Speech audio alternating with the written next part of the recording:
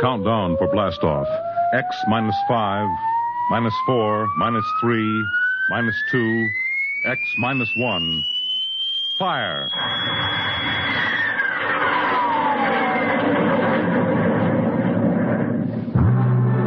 From the far horizons of the unknown come transcribed tales of new dimensions in time and space.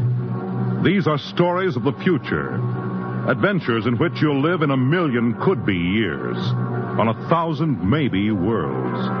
The National Broadcasting Company presents X minus one.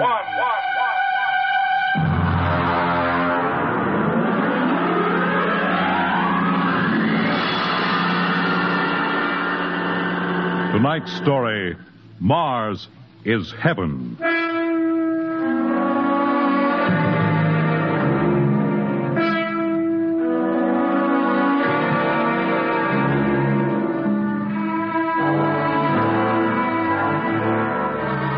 When the first space rocket lands on Mars, what will we find? Only the ruins of a dead and deserted planet? Or will there be life? Intelligent life in some strange form that we can only imagine? Will we be welcomed with open arms? Or will the Martians treat us as invaders? Only one thing is certain. Someday, a giant metal ship will take off from Earth to travel through the black velocities, the silent gulfs of space, to descend at last into the darkness of the upper Martian atmospheres. And on that day, man will finally know the answers. The day we first land on Mars.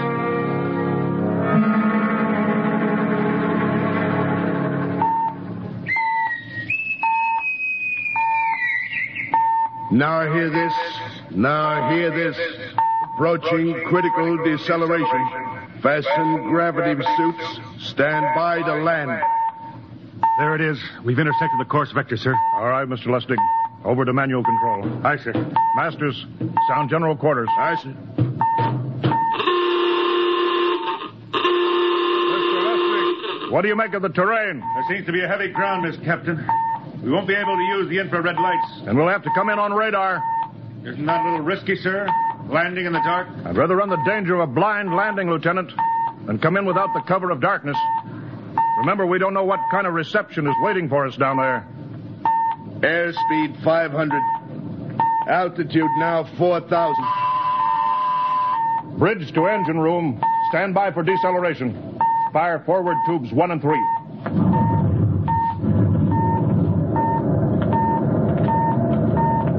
Steady as she goes, Mr. Lustig. As she goes, sir. Airspeed 100. Altitude 1,000. Radar indicates a level stretch dead ahead, sir. Skids down. Skids checked. Altitude 500. 4. 350. 3. Up a point now. All right. Let's set her down.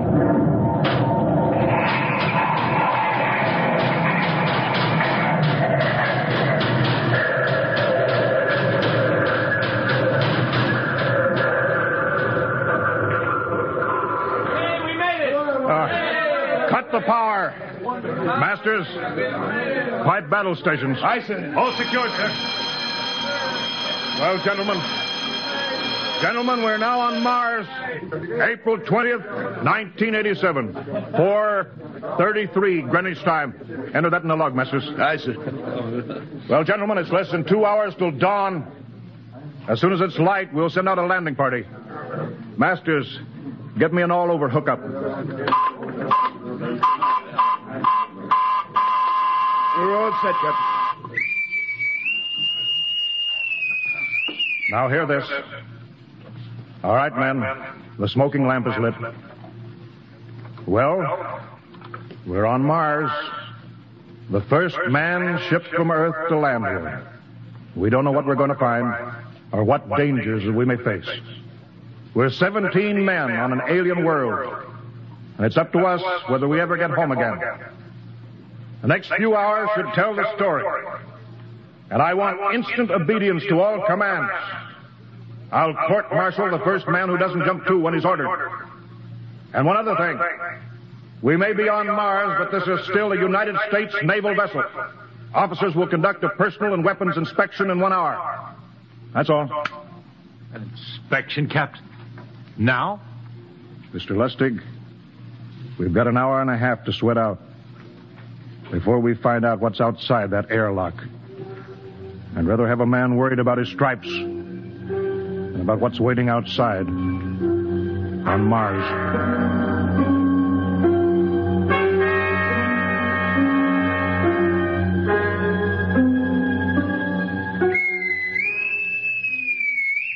Now hear this. Landing party report to forward airlock. Captain Black, Lieutenant Hingston, Lieutenant Lustig, and Dr. Horst report immediately to forward airlock. There's now landing time -5. Well, they're paging us. You ready, Dr. Horst? Yes, Mr. Lustig. As ready as I will ever be. Come on, let's get in the lock.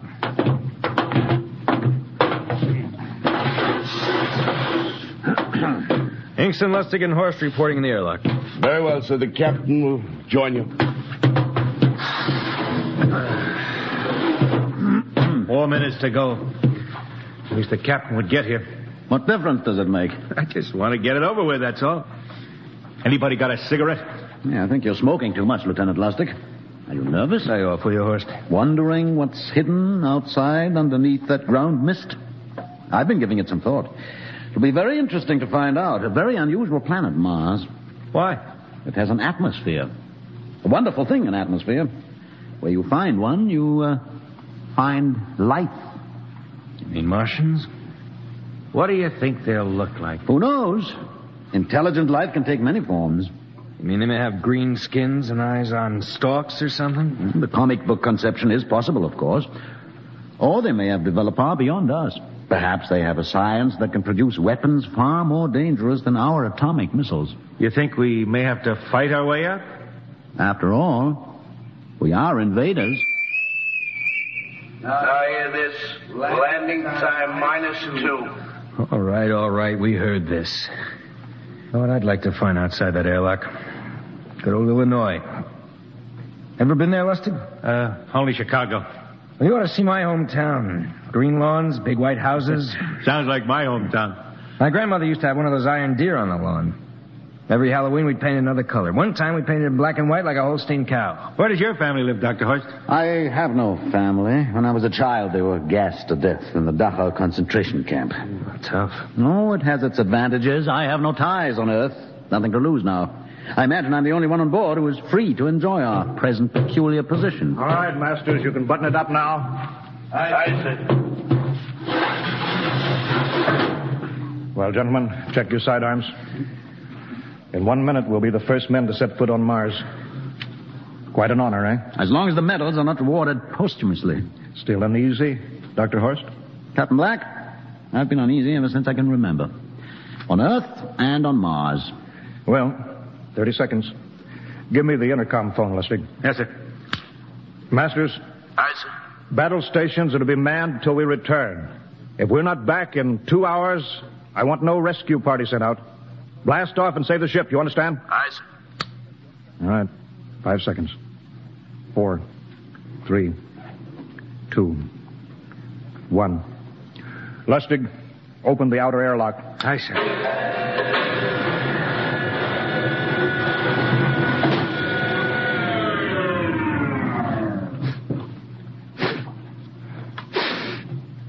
It's fresh air. Let's go. All right, now, take it easy. It's too dark to move fast. Quiet, isn't it? Not even a wind. Can't see anything from this ground mist. Quiet. We don't know what's out here. All right, come on. What the quiet? Captain, I could swear that sounds like a rooster. I don't hear it anymore. Very homely but unlikely sound. A rooster crowing on Mars? Hingston. Aye, sir. Set that machine gun 25 yards to the flank. We'll stay here till the ground mist lifts. Aye, sir. What do you make of the ground, Horst? Grass. plain grass. You can see some large foliage there where the mist's thinned out. What's that? Hingston, hold your fire, you fool! I hit it, Captain. What? Some kind of wild animal. I hit it. I could see the tracers, but it's still standing. Come on, Horst. Doctor, where are you? Up ahead, admiring the wild animal. Careful, Horst. Wait for us. Don't worry, Captain. It's an iron deer. A lawn ornament. Well, that's impossible. It's hollow. Interesting, isn't it? A whitewashed Victorian iron deer sitting on a lawn in the middle of Mars. I don't understand. Look around. The mist's lifting. Hey, Captain, look there. It's a house, a regular old-fashioned house. But, sir, on Mars. Good Lord. I haven't seen carved scrolls and gingerbread like that in years. Look at that porch swing. The geraniums. There. I told you it was a rooster, Captain. Give me the glasses, Lustig. I want to take a look through that front window. Well, there's an upright piano. Some sheet music on it. Lustig, it's beautiful Ohio. Oh, it can't be, sir. Horst, do you think that civilization of two planets could be identical? I don't know. That specific variety of geraniums is only 50 years old on Earth. Is it logical that they should develop in Mars? How about that porch swing and the piano and beautiful Ohio? Why, it's impossible. Captain Black, this looks like the town I was born in. Well, it looks like my hometown, too. I've thought of something, sir. It's the only solution. Maybe we're not the first ship to reach Mars from Earth. Don't be ridiculous, Lustig. Oh, how else can you explain it? Suppose some scientists got together. They invented some spaceship and planted a colony here. That's the only answer. That's impossible, Lustig. Been space travel, it couldn't be secret. Do you have any idea what ships cost, what industrial power is needed? No, there's got to be some logical reason. I think perhaps we might find out, Captain. A light just went on in that house. Kingston, cover that door with the machine gun. Aye, sir. All right, come on, Horst. We're going to ring that doorbell. There's got to be a scientific answer to all this.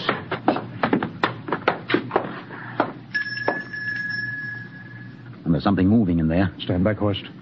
Give me a clear shot. Are you sure a bullet can stop a Martian? Steady now. Can I help you? Well, If you're selling anything, it's much too early. No, wait just a minute. What town is this? What do you mean? Are you census takers? No. We're strangers here. We want to know how this town got here. Is this a game? No, it's not a game. We're from Earth. From where? From Earth. Do you mean out of the ground? Are you sure you're feeling well? Madam, we came in a flying ship across space. We're from the third planet, Earth. This is Mars. Now do you understand? Mars. You go away now, you hear? I'll call my husband from upstairs and he'll chase you. Go on. But this is Mars, isn't it? This is Green Lake, Wisconsin, in the United States of America.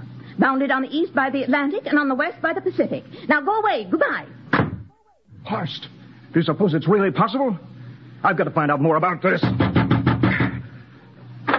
I told you I'd call my husband. Now you go away. You've got to tell me one thing first. What year is this? Year? 1928, of course. For goodness sake. You hear that, Horst?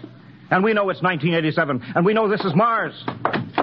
Horst, is it possible that we got fouled up, made some tremendous blunder, circled around, and landed back on Earth? In 1928? Well, maybe some switch in time or dimension. Could we have shifted somehow, gone backward in time? Oh, Horst, this won't hold water. It's not logical. We checked every mile. We went past the moon, out into space. We're on Mars. Lustig out at point. Hingston in the rear. Keep that gun at half load. Aye, sir. Horst, there's got to be some cold, logical solution. Captain. What? That house down the street, the white one with the green shutters. Lustig, what's the matter? I never thought of... Thank God! Lustig, come back here. He's running for that house. That crazy fool. After him, quick. Lustig, stop! Come down off of that porch. Grandpa!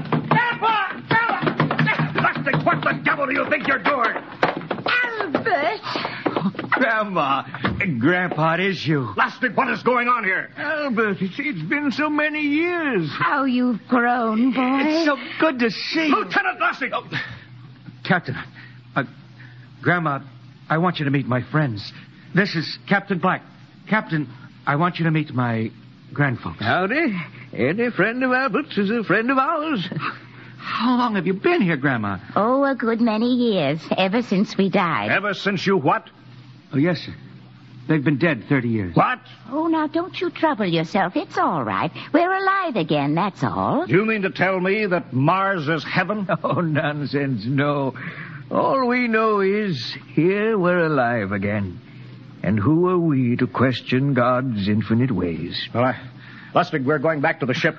But, Captain, I want to talk to my grandfather. Lieutenant Lustig, I don't like any part of this. You'll come back with us if I have to club you and carry you. I see. Now, let's go. Heaven only knows what they've run up against back at the ship.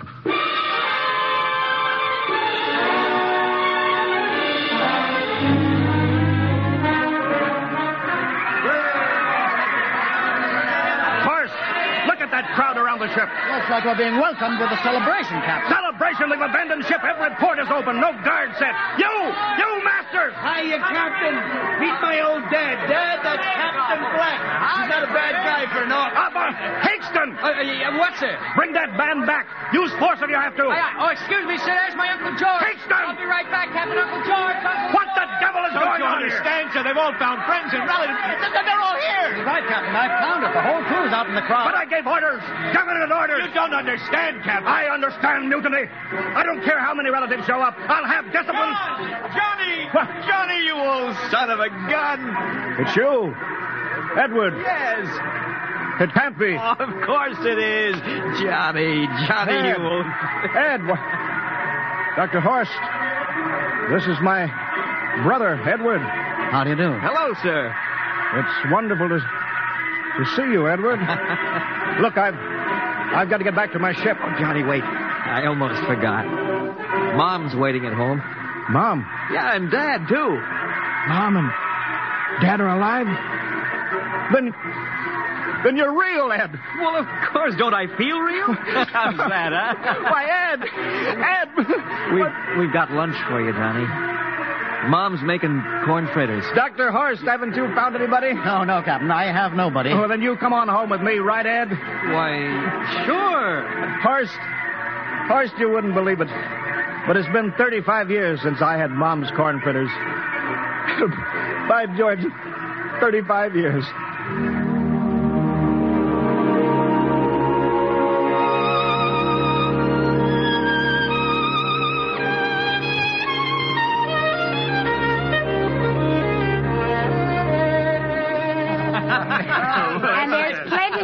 Kitchen, so don't hold back, Johnny. You too, Dr. Horst. Well, Johnny, you're still in the Navy, huh? That's right, Dad. I'm in command of the ship. We're an old Navy family, Dr. Horst. All three of our boys in the service. Yeah, Ed was the best pilot in the Pacific, too. What did happen, Ed? What's the difference? I'm here now. Yeah, but... You know, it's almost perfect. All we're missing is your brother, Will. Then the whole family could be together. Well, it won't be long, Mom. Will's in charge of the XR-54. Next rocket coming out to Mars. Oh. Well, little Will. When does he leave, Johnny? Well, the takeoff's scheduled for September, but it depends on what we report. Oh, yeah. There's no question about that now, huh? No. Christmas together again. That'll be something. Sure will, yes, sirree. Well, this calls for a celebration. How about a little of the old dandelion wine, eh, Johnny? Now, Father, don't you go giving Johnny too much wine. He's a big boy now, Mother. Well, sir, isn't everything just fine? Just fine.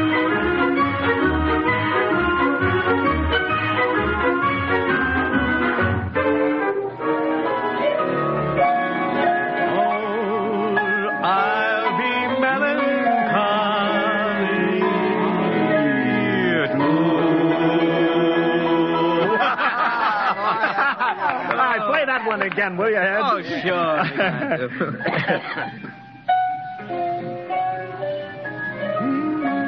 Well, Dr. Horst, what are you doing sitting over here alone?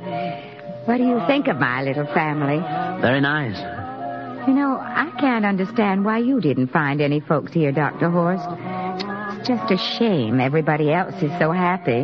Well, I never remembered my family, Mrs. Black. All I know is they were gassed at Dachau during the Second World War.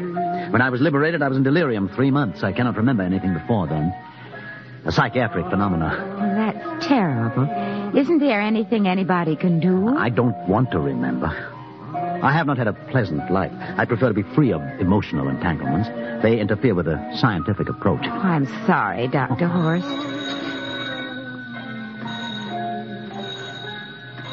Well, I'll get it. That's our ring, long and 3 shorts. I remember that. Well, maybe we'd better call it a night. You must be getting tired, Johnny. I'd better be going back to the ship. Nonsense. You stay the night. We insist. I just couldn't rest thinking of you all alone on that ship. I'll be all right. Well, Good night. Oh, wait a minute, Dr. Horst. That phone message was for you. Me? Yes, that's right. A message from Anna. Anna? I don't... Well, there, she must be an old friend. Isn't that nice? I don't... You sure it was for me? I don't remember any Anna. Well, she asked if you were better. Perhaps she's someone who knew you at Dachau. Anna? She said she's coming over here first thing in the morning. So you'll have to stay over. Yes, Well, but... that settles it then. You stay here, Horst. You can bunk with me in my old room. Yeah, but Johnny, we thought you'd like to be with Edward. So you could talk the way you used to. Well, we can't put Dr. Horst on the daybed. I think we'd better share the room tonight. Be plenty of time for talking, Ed. Yes, I guess so. I suppose I better drop back to the ship. You know, Ed, security check. Why do you have to do that here? I don't know, Mom. There's no good reason, I guess. Suppose we skip it tonight, huh? Well, good night, everybody. Oh, it's good to have you home, Johnny. It's good to be home, Mom.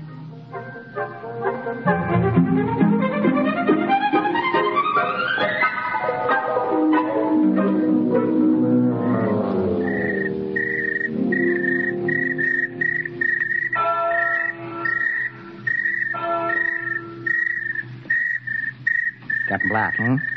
You asleep? No, I've been thinking about what we were expecting. Green-skinned Martians. All the time there was only Mom and Dad and Edward waiting. That's funny what tricks your imagination can play on you. Well, I guess Mars is heaven, Horst. You know, I've been thinking about Martians, too. Captain, just suppose there were Martians, and they saw us land, and suppose they thought of us as invaders. What would be the best weapon they could use against our atom bombs, huh? I don't see what you're getting at. They would want to disarm us first, huh? To wipe out all suspicion, to make us feel at home. Captain, suppose this house isn't real. Suppose the people are just images, stolen from our own memories by Martians, created for us by telepathy, hypnotism. Oh, that's the craziest theory I ever heard. Maybe that's why there was no one for me. Because in all my life, there is no happy memory, no real loved person, not even my mother. I don't remember her. Only the piles of rotting corpses at Dachau. There was no happy emotion for these people to recreate. How about that phone call? Anna? Yes, Anna. I didn't remember who she was, but I do now. I just remembered. When I was freed from Dachau, sick, delirious, I raved about a wonderful, kind nurse named Anna that took care of me. Well, there you are. It's logical. She's coming to see you tomorrow. But there was no Anna. I'd been nursed by a man. What? Anna was only a dream. And there's only one way they could have learned about her, by reading my subconscious mind. That's impossible, Horst. Why? A whole crew was thinking of home. Suppose the Martians read our minds. Yes, but if there are Martians... If there are, they have us separated. Each man in a different house, sleeping, trusting. No one at the guns. I left my pistol downstairs. Do you think there's something to this, Horst? It's a perfect trap, Captain. Who would suspect his own mother, his grandparents? How easy. Just a knife in the heart of each sleeping man. That's impossible, Horst. But we've got to get back to the ship. Listen. The crickets have stopped. Come on. We don't know when they change back to whatever they really are. All right, careful.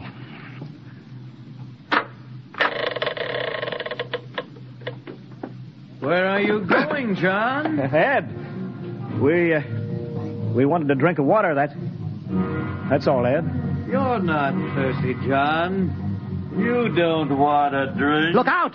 You don't want a His drink. face! It's changing! He's a Martian! Run, horse! Run! You can't get away, John. This way, horse! Horse, where are you?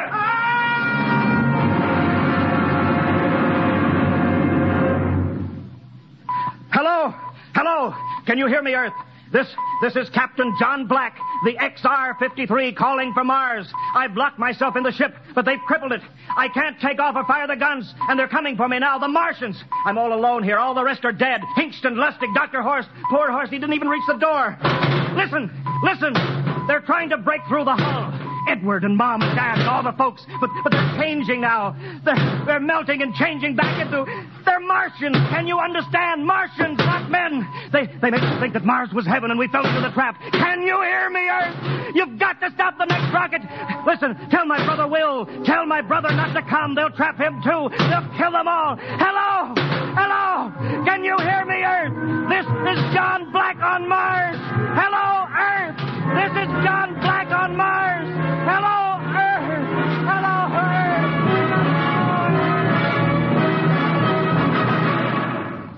Tonight, X-1 has brought you the science fiction classic, Mars is Heaven, written by Ray Bradbury and adapted for radio by Ernest Kenoy. Featured in the cast were Wendell Holmes as Captain Black and Peter Capell as Dr. Horst, with Bill Zuckert as Masters, Bill Lipton as Hingston, Margaret Berlin as the old lady, Bill Griffiths as Edward, Ken Williams as Lustig, Ethel Everett as Mom, and Edwin Jerome as Dad. Your announcer, Fred Collins. X-1 was directed by Fred Way and is a transcribed NBC Radio Network production.